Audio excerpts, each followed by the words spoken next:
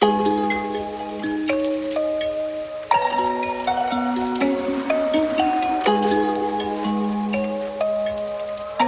decided to build a log house. It's made of white spruce. The trees are between 100 and 150 years old, but this is a very special log house. It's made that's highly energy efficient. I tried to design and construct the house so it was good for minus 30 and plus 30. So in the summertime it's cool, in the wintertime it's warm. The logs, of course, have a reasonably high R value, as is the basement. The insulation is super, and therefore we can use this house whenever we wish, summer or winter.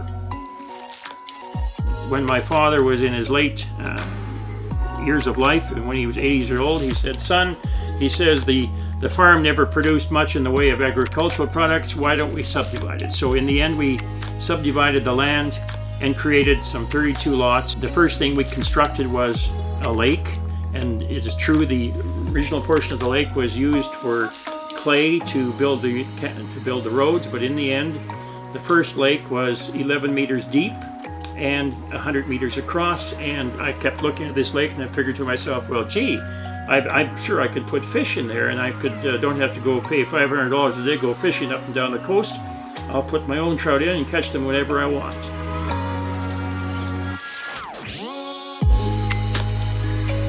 Let's get out to the lake. The lake itself, eventually I ended up constructing the lake quite large, designed the sides of this the slope of the lake so that it wouldn't slump into the lake, and introduced fish, rainbow, brook trout, and cutthroat.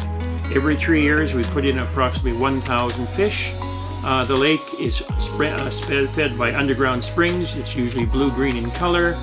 I've introduced 56 carp, grass carp, which control the weeds